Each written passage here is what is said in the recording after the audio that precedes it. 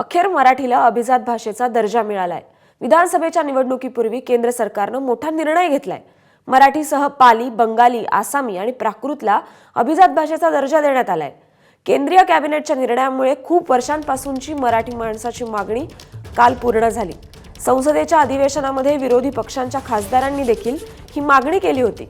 केंद्र सरकारच्या मंत्रिमंडळ बैठकीत चर्चा झाली, त्यानंतर हा निर्णय घेण्यात आलाय। उपमुख्यमंत्री देवेंद्र फडणवीस यांनी या निर्णयाची अधिकृत घोषणा केली। प्राध्यापक रंगनाथ पठारे यांच्या अध्यक्षतेखाली 2012 साली यासाठी समिती नेमण्यात आली होती।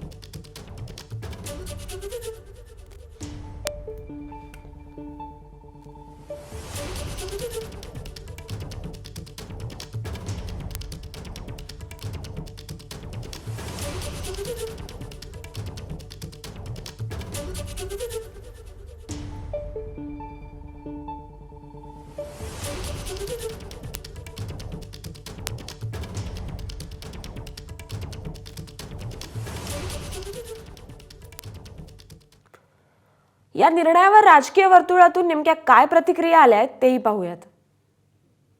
मला आठवतंय की नीती आयोगाच्या बैठकीत देखील मी आदरणीय प्रधानमंत्री महोदयांना या राज्याचा मुख्यमंत्री म्हणून मराठी भाषेला अभिजात भाषेचा दर्जा लवकरात लवकर देण्याची विनंती केली होती।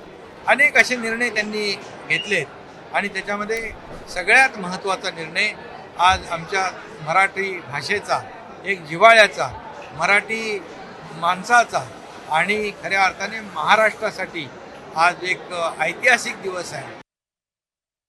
माननीय प्रधानमंत्री नरेंद्र मोदीजी आणि संपूर्ण केंद्र सरकारचे मी मनापासून आभार मानतो की इतक्या वर्षाची मागणी मराठी भाषेला अभिजात भाषेचा दर्जा द्या, ही मागणी माननीय मोदीजींनी आणि मंत्रिमंडळाने मान्य केली आणि आजपासून आपली मराठी भाषा ही अभिजात भाषा म्हणून गणली जाणार आहे। हा स्वर्ण अक्षरांनी लिहिण्याचा दिवस आहे। पंतप्रधान मोदीजी, आपले खूप खूप धन्यवाद।